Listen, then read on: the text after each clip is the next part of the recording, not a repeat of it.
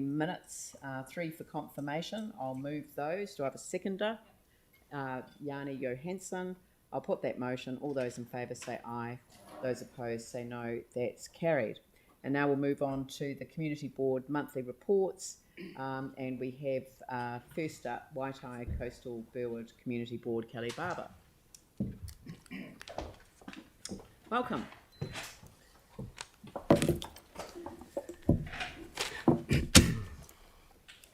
Good morning, everybody. I'm joined by Christopher again.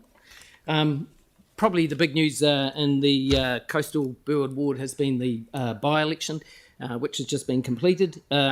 So there were 7 candidates, 5,600 votes cast, which represented about 34% of the eligible voters. There was a clear winner in Celeste Donovan, who is the New Brighton Residents Association chair. And she'll be joining you next week, obviously, and our board in the next couple of weeks. It was difficult to campaign under level 2, but from the inside, it was a really good process. It was run well, and the communication from council was absolutely fantastic. So I just want to pay a bit of respect for Jo Daly and her team, who I felt ran a really good by-election. So we just wanted to mention that, and thank you for that. Thank you, and much appreciated. That's very generous and great. Yeah.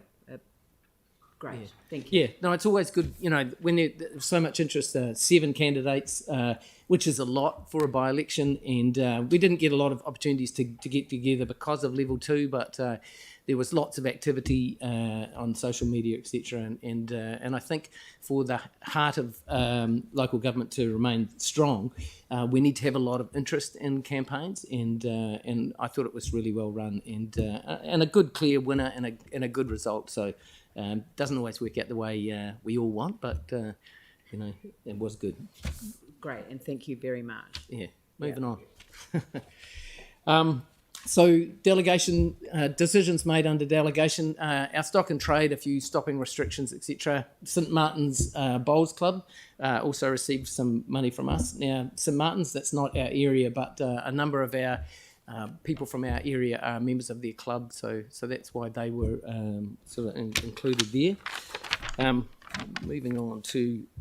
Yeah, so one of the more interesting decisions made under delegations recently was so a corner of the QE2 kind of complex. So I'm talking about the bottom right there, which used to be the old golf driving range. Staff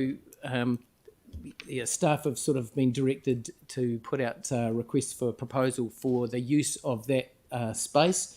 And there were sort of 3 applicants. One was, I guess, we felt that it was probably inappropriate given the level of feedback we were getting from the community that involved greyhound racing. So a couple are moving forward. I think Christchurch Archery, who are looking to obviously move on from Rafidi Domain, and then 5 Under Par, which are a group looking at doing a sort of a development in that area around batting cages and a golf driving range and things for the community there. So we'll see where that goes. It did get a bit of media attention because of the greyhound issue. So we certainly listened to that. So moving on to a group within our community, the Hands of Compassion. They're basically the Compassion Group revolve out of a church in New Brighton and do a lot of really good work in the community, and they've put together another aspect, I guess, which is building a pool of volunteers to do work around the community for local residents, and I really want to highlight their work because it's just community looking after community. And they should be applauded for the work that they do for the local people. Moving on to the next slide.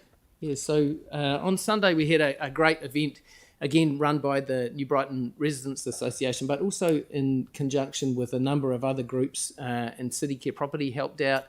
I went down myself, Councillor Major was there, and other members of the board.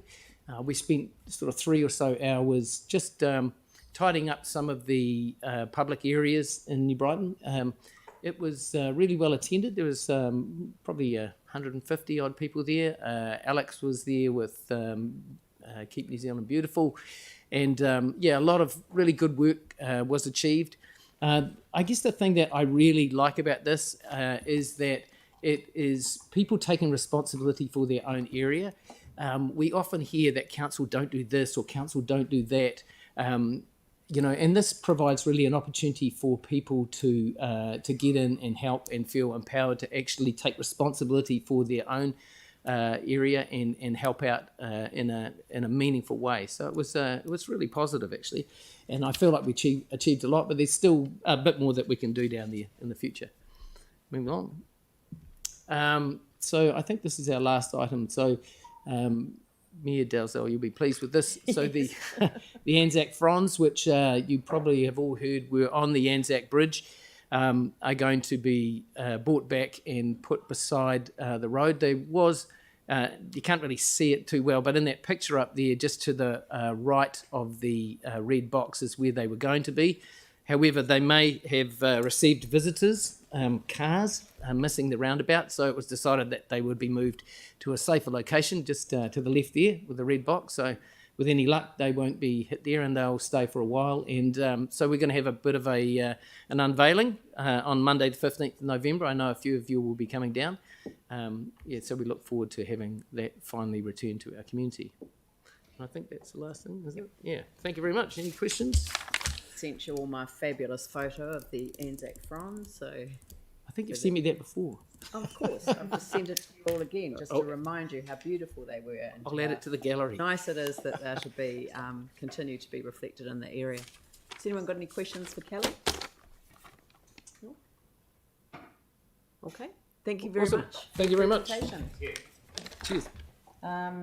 Next is Waimaro, Fendleton Waimari Herwood Community Board, Bridget Williams.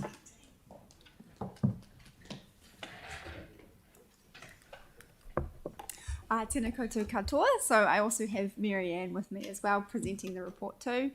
But just to kick start, we have, for decisions made under delegation, so we had 4 in particular that were quite big. So one was approve the traffic safety improvements at Clyde Road, Penhillig Place intersection. There was also approving the discretionary response fund requests from FC 2011 Incorporated and the Burnside Park Tennis Club. We also approved a youth development fund request to Burnside High School for their school dance team to attend the national championships, and also amended our board meeting schedule to have 1 formal board meeting per month. Then moving on to progress on board plan priorities. So we were really pleased with the number of responses to our community survey. This is with respect to the safety initiative. The details of the results are in our attached area report. And we were also pleased to see such high numbers of people who feel safe in their homes and communities, which is fantastic. But a little disappointing to see how many people weren't aware of neighbourhood support groups and community patrols. But with this came the opportunity to promote the work that these groups do, which is a great outcome of this project. In terms of the island stream, you'll be aware that funding has been allocated in the LTP for this project. It's great that staff are keen to work with the local community on developing the scope of what this project may involve, and we are looking forward to seeing the outcome. And the other item we have to discuss with you today is the University of Canterbury Athletics Club. So the board had a briefing with the club about their relocation to Fendleton Park. The club had previously been based at Westburn School, but have been looking for an alternative site. And they've been working with our Parks unit and Sport and Rec unit to look at other options, and Fendleton Park has been identified as an ideal location. So stage 1 includes the marking of a 300-metre running track and temporary discus, shot put and long jump facilities. And the council's little marking robot has been busy painting the track, which will soon be used by enthusiastic runners from ages 4 years to early teens. The next stages include making the facilities more permanent and also looking at storage options. And that is our report for you today. Happy to take any questions. Questions?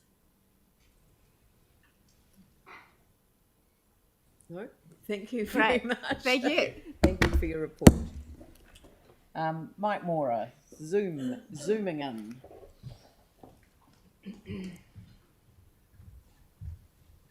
morning, all. Thanks very much for allowing me to zoom in this morning. It's pretty miserable out there, but anyway, I'm tucked up at home, so that's fine. And yeah, our staff have been busy with COVID checks, as you'll see in our report, and working with the community to try and encourage more and more people to actually have the COVID jabs. So that's really grateful for the team to be doing that. And now, following their presentation on the screen here, we've got the Hello Hornby event coming up on the 12th of March. There's a committee in place to and been working away on that. That's an event that that's going from strength to strength. That's really good. And this Saturday, we've got our community Let's Have Fun Community Day in Riccarton. So that's another opportunity. There will be social distancing in place, etc. But there will be sausage sizzle and people having fun down there. So Send them for a jab as well. It's an opportunity.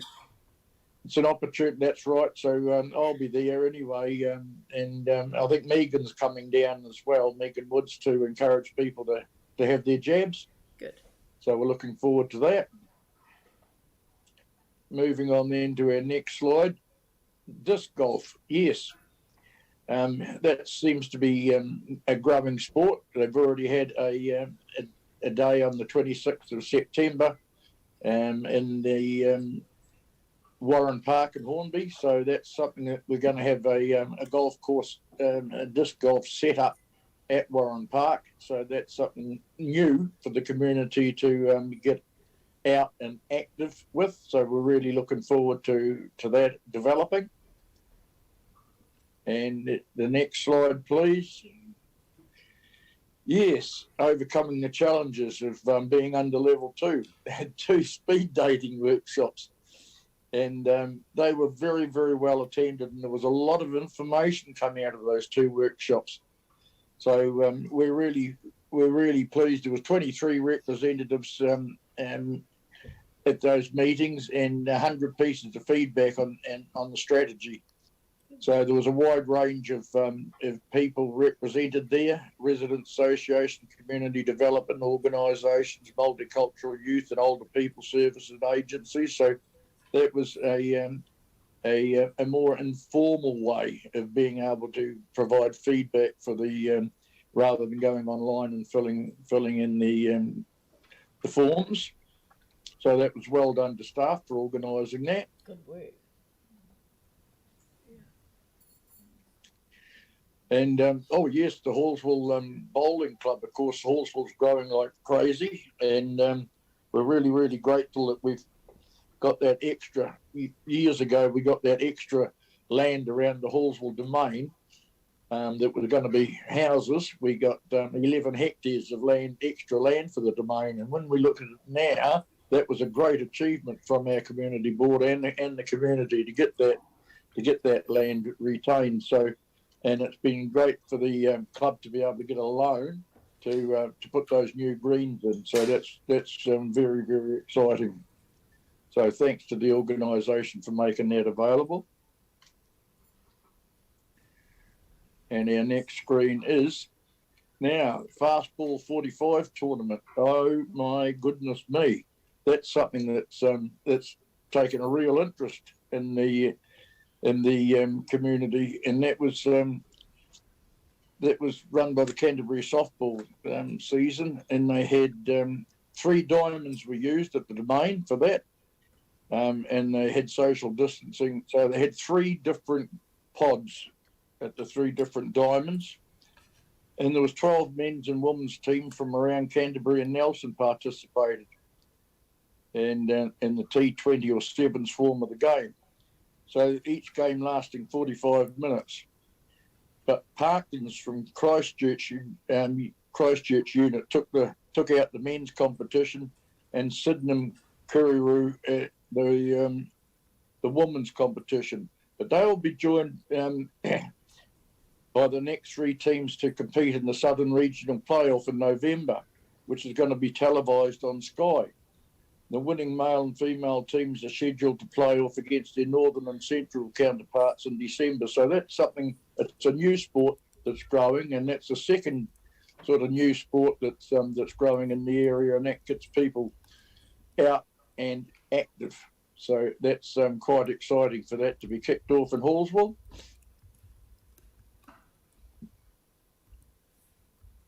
Yep. Is that the last of our screens? It is. But other than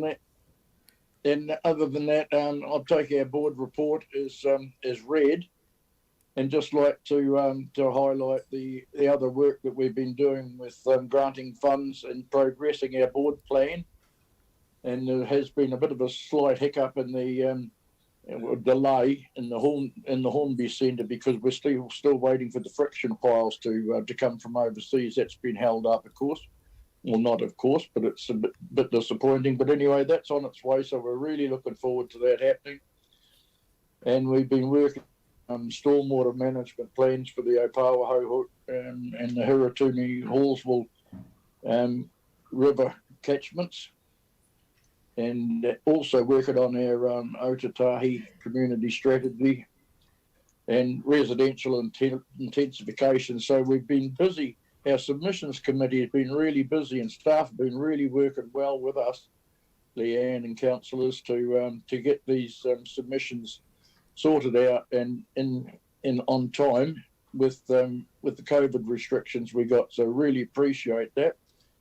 And the other thing that's ongoing in our ward, of course, is the intensification of quarries, getting closer and closer and closer. Like we've got quarry applications down Roberts Road, which is in High, and it's just by the Gilberthorpe School. We've got Fulton Hogan and other companies quarrying right on our back door. So we're really concerned about that. And so we're keeping a very, very close eye on that, I may add. So let's hope that we can get some sense in that. So we're also hoping that we can get some national standards on quarry setbacks throughout the country. So we're toiling away with that. And other than that, that's all from me, unless you might see if there's any questions for me, Leanne. I will do that. Quarries are certainly a major problem. So it's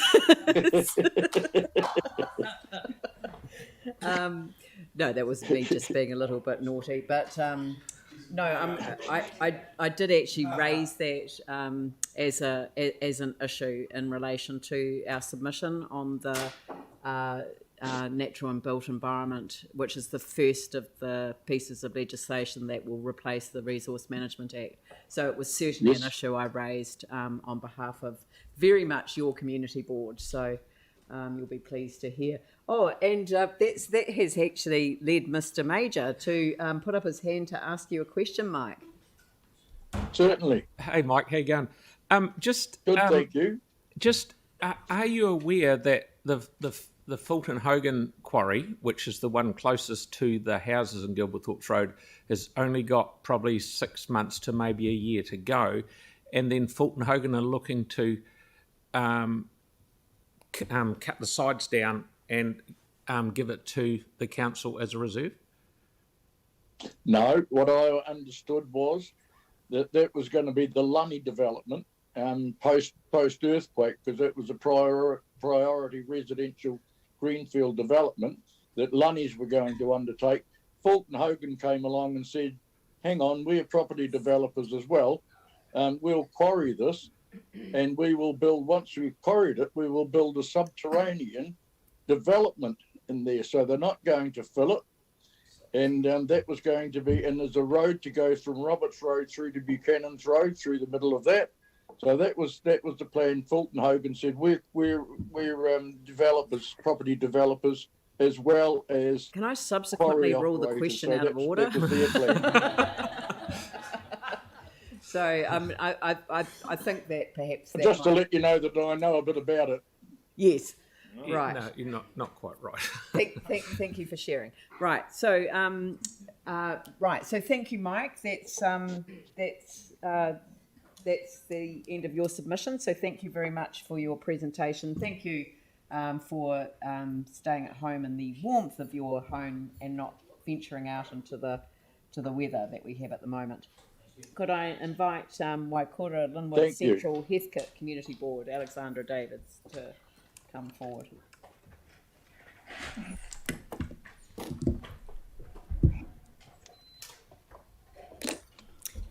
Kia ora everybody, and thank you for having us with you this morning.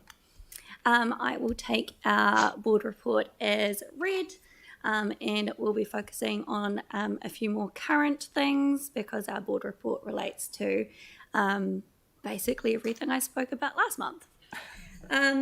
So this will hopefully be the last time we come and brief you on Te Pou Toitoi.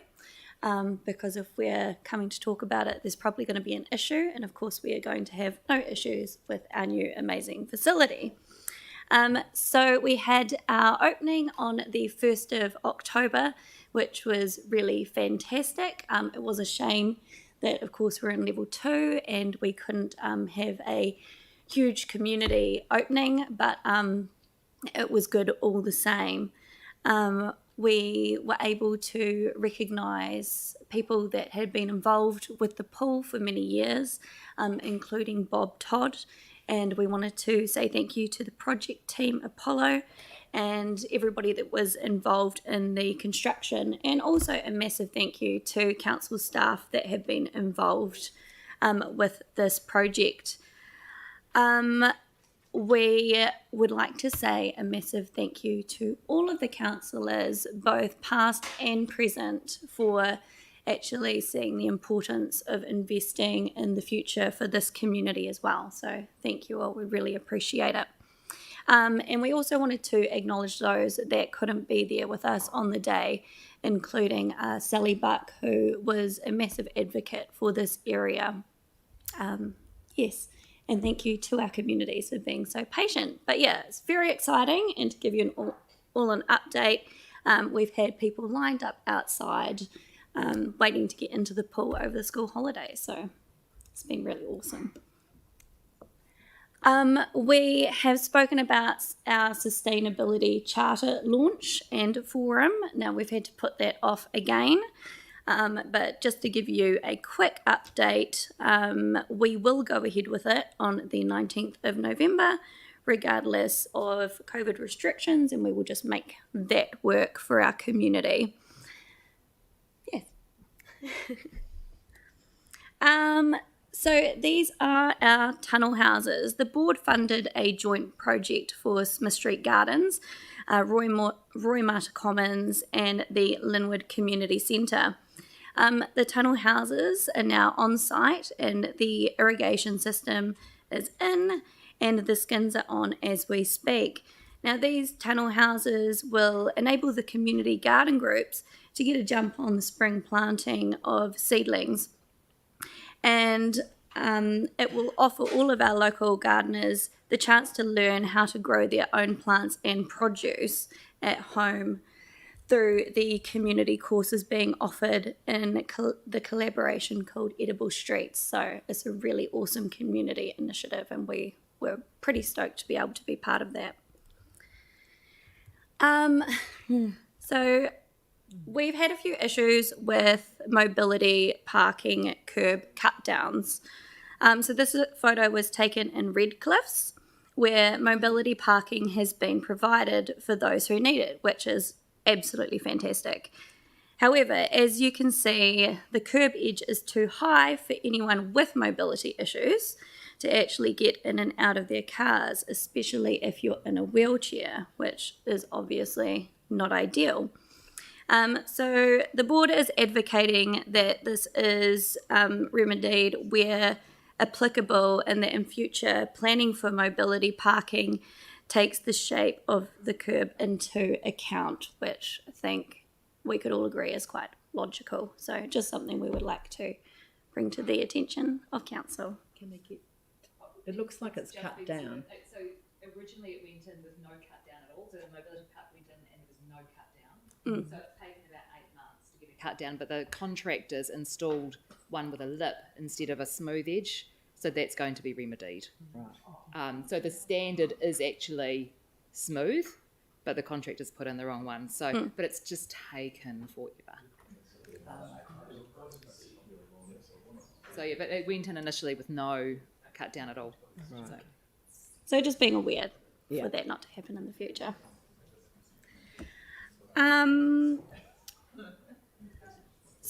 Moving on to a cemeteries byline review discussion.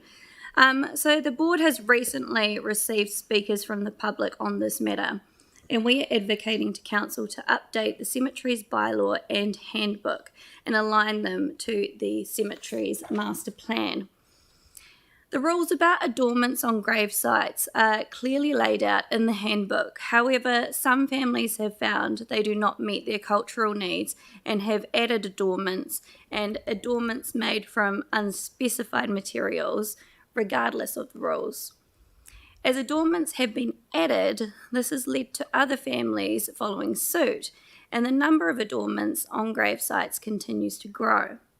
This adds to the costs of cemeteries maintenance and has caused distress to families who specifically chose unadorned sites. The bylaw review and handbook were updated in 2018 and are not due to be redone until 2028.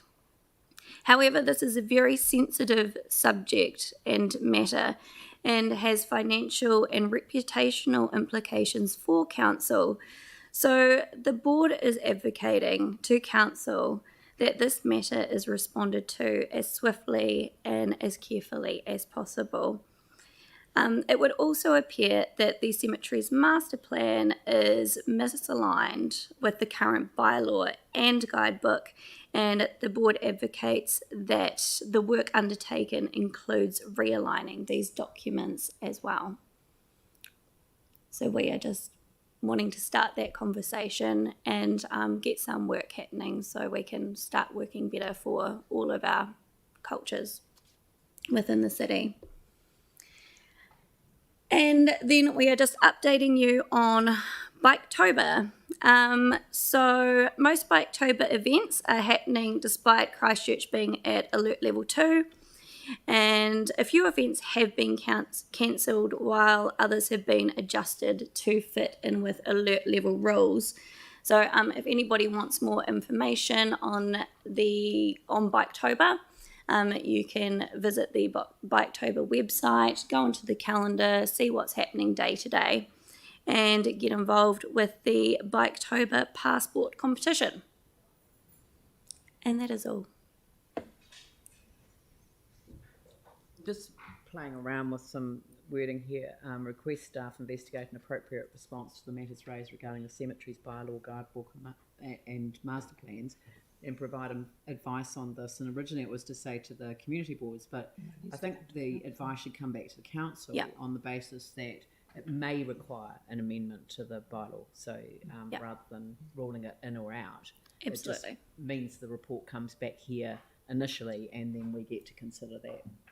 Yep. Yeah, I think that's fantastic. No? The council or the relevant committee, yeah.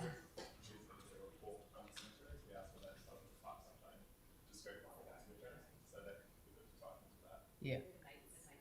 Yeah. All right. Any questions for Alexandra? Cool. Yanni? Just a brief comment on the Te Poi Toitoi, if I may. Just to also acknowledge the late Rod Donald. I just wanted to place on record that Rod was a huge supporter of the Linwood pool, or a southeast pool.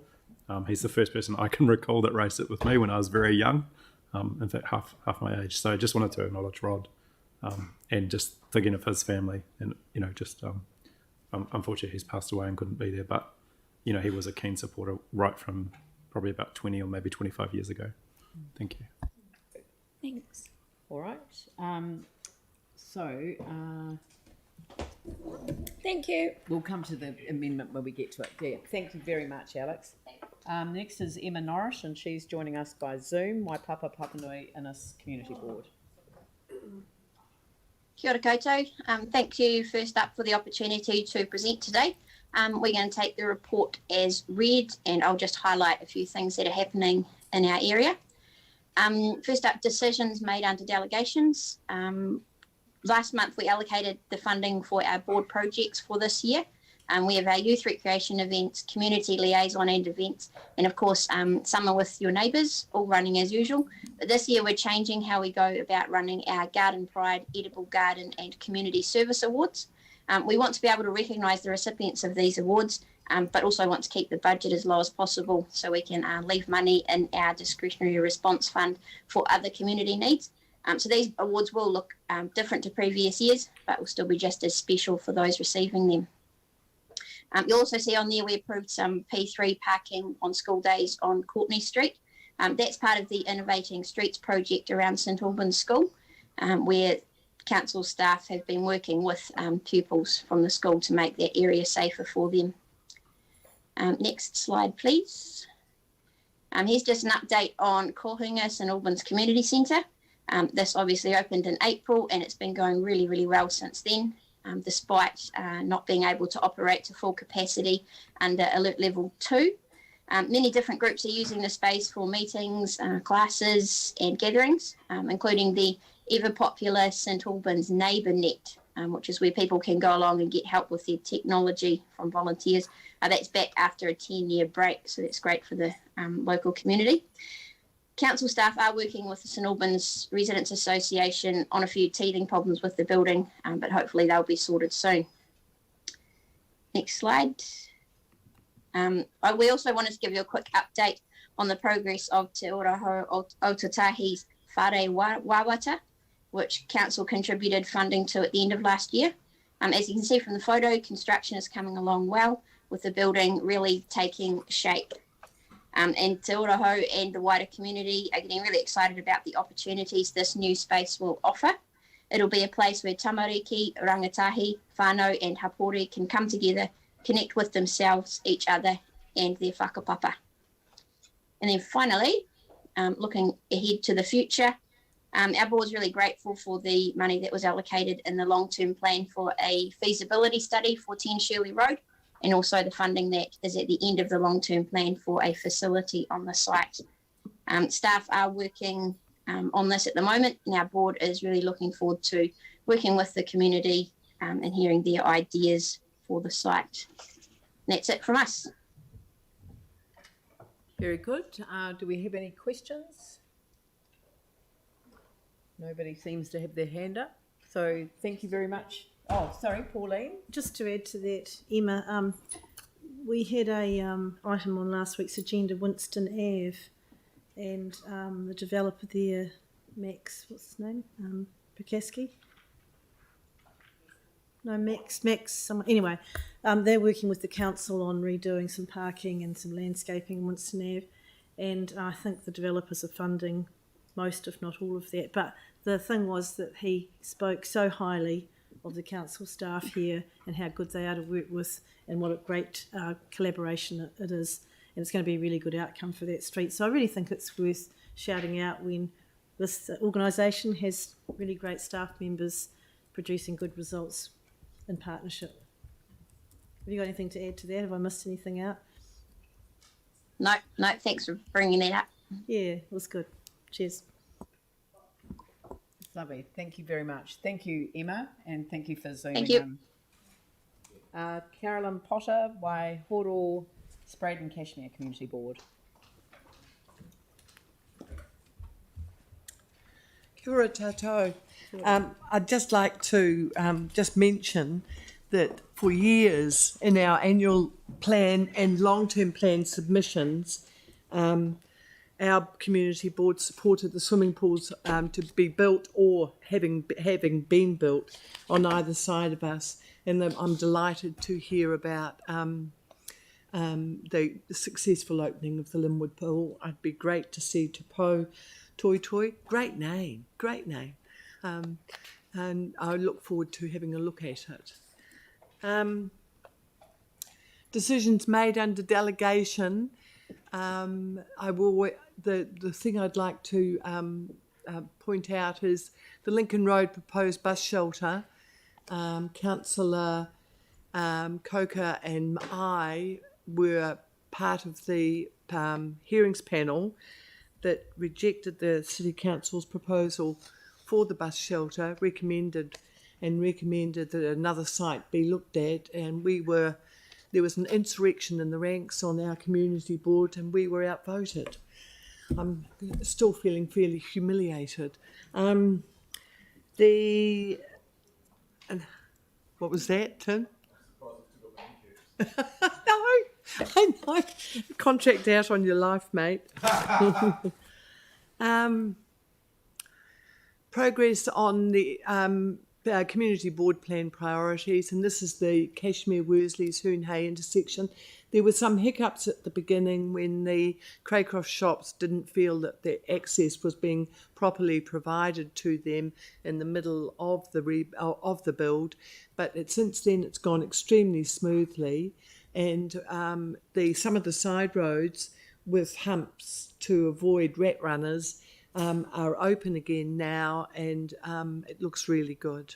And I look forward to it, actually. It may even help other residents get on and off the hill with the pulse that will be provided by the traffic lights. And that will be interesting to see, actually, because many residents complain about Dyers Pass exit and Haxorn Road exit, and we look forward to finding out if there will be a positive impact further down the road.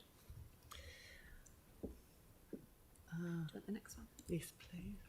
Oh, that's just another part of it. Keep on flicking through. That's your last one. And this is age-friendly. Spraden Cashmere is a older person's project that's been underway in Spraden Cashmere because we are the ward with the highest number of older people in Christchurch. And this is a project that's been is chaired by Simon of Age Concern, Templeton of Age Concern, and the committee had celebrated International Older Persons Day, and they have been concentrating on transport, and in particular bus transport in our wards, and with an emphasis too on how people get to the bus stops. Just for instance, there's no bus available to me within walking distance unless, and this was a proposal that Helen Mountner, when she was a community board member, put forward to Age Concern, and that was the idea of seating between the bus stops. So even though the bus stops are further away than is appropriate, i.e. 500 metres, they're further away from many of us in our wards, they are trying to alleviate the situation with seating in between the bus stops. And they celebrated in other respects as well. Thank you, that's all. Thank you. Do we have any questions?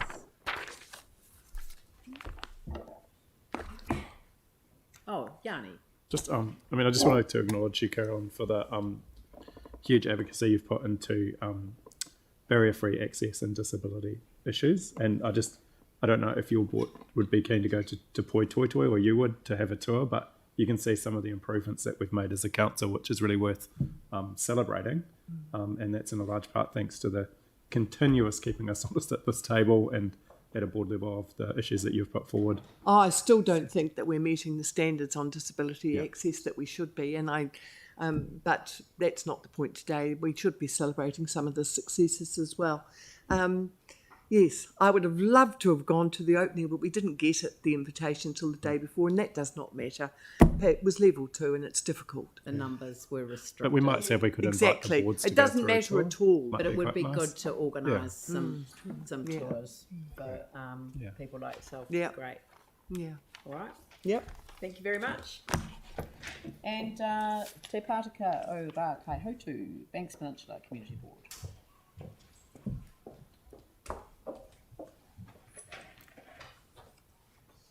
Morena. Morena, welcome. Right, I'll try and manage this. Firstly, with regards to item 9 on your agenda, the Wairua Reserve 3185, which is Part A, it has been brought to the board's attention that there needs to be a small change to our recommendation. At our board meeting yesterday, it was discussed, and as a board recommendation, we are happy to change the recommendation from the enhancement of environmental, social, or cultural aspects of the land to enhancement of ecological, social, and cultural aspects of the land, as we feel we're happy that the change is still fitting with aspirations of the reserve. So just that I'd get that in while I can.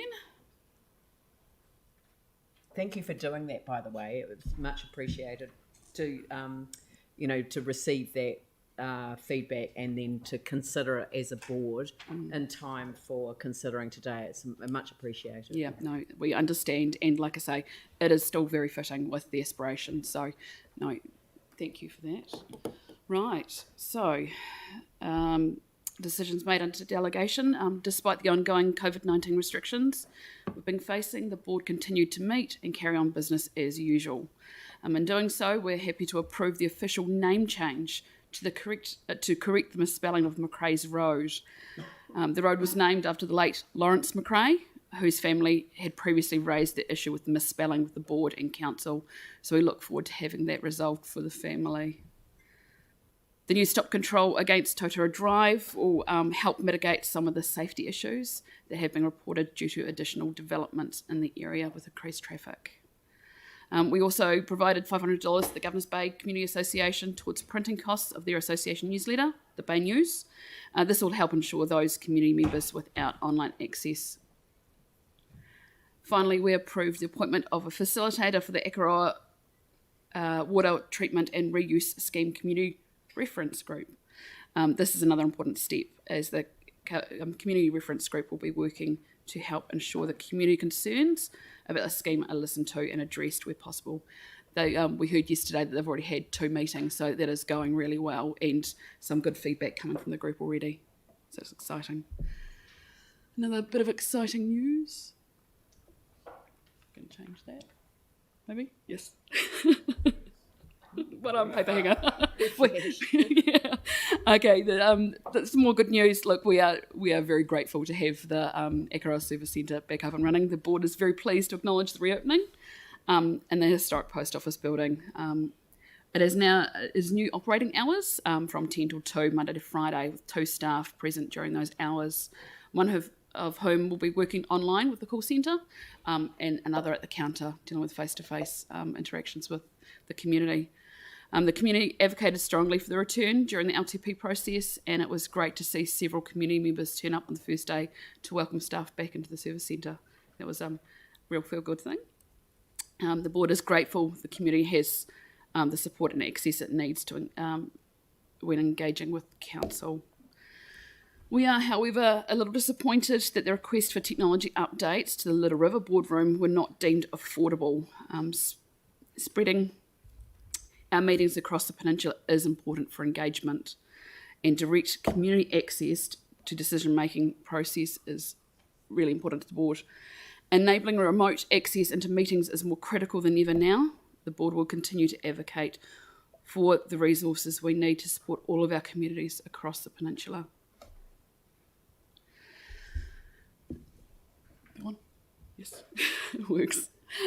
Recent improvements to the Diamond Harbour Wharf are underway after slipping hazards formed over the winter. Repairs to the deck have been started, including inserting a small section of boardwalk to ensure our community members can safely access the wharf. Another community improvement we're happy to share with you is the addition to the new bus shelter at the Hilltop. The shelter will make a big difference to students and parents, especially in times of bad weather. We sincerely thank the traffic operations team, especially Andrew Hensley and co, for work on this, providing a shelter in collaboration with Waka Kotahi. So that was a fantastic find for the team to repurpose a bus shelter that was no longer needed in the city up to the Hilltop, as you can expect. The Hilltop is quite rough in bad weather, and when children have to wait for the bus, it's not pleasant. Push button, right. The board shares the community concerns about reduction of funding to the Ekaroa Museum and the impact that it may have on the levels of service. A 10% cut to the operations budget, around $40,000, represents a significant challenge for the museum. The museum is open 7 days a week and is the only free cultural facility in Aotearoa, and nearly 50% of the visitors are Christchurch residents. Aotearoa may be a small town, but has got some big stories to tell, and the museum is where people find out about them. They deal with almost 400 inquiries a year around family histories and the collection. We understand and share the concerns of the community and visitors who value this incredible collection and the services the museum provides, and will continue to look for ways to support any effort in maintaining the existing levels of service. I think that is us.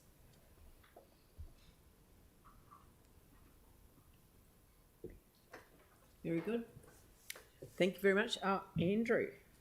Thank you. Tori, thanks very much indeed for the presentation. I just wanted to pick up on the issue of the board's position on the paper that we'll be considering shortly on the Waikura Reserve 3185 and the change in trust. I just wanted clarification. What the board responded to yesterday was the written request that came in a memo from Bruce Rendell to update the board, that we add in the words enhance the protect and enhance the ecological, social and cultural aspects.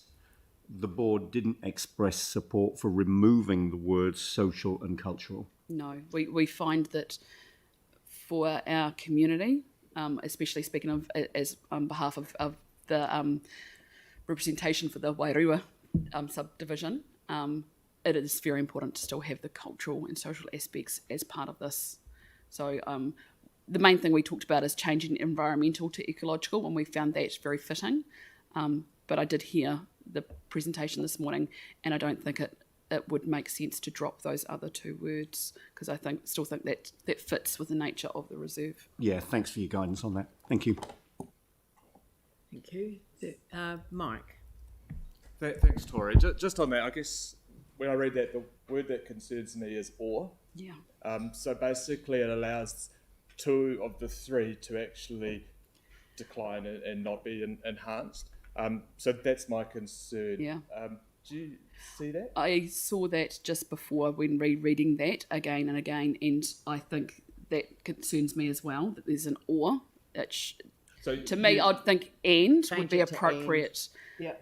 Would be appropriate and more fitting for what we were trying to have the change the reserve purpose for. I don't think we were meaning to leave out anybody. I think we were trying to incorporate, but yeah, like you say, that word or is not appropriate. So thank you, Mike. I did spot that earlier myself. Thanks.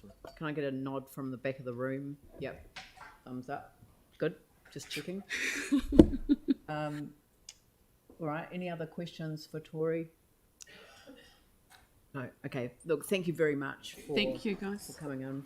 And if we could go back to the council decision, so I'll move that we receive the monthly report from the community boards September and request staff investigate an appropriate response to the matters raised regarding the cemeteries bylaw, guidebook and master plans, and provide advice on this to the council or the relevant committee.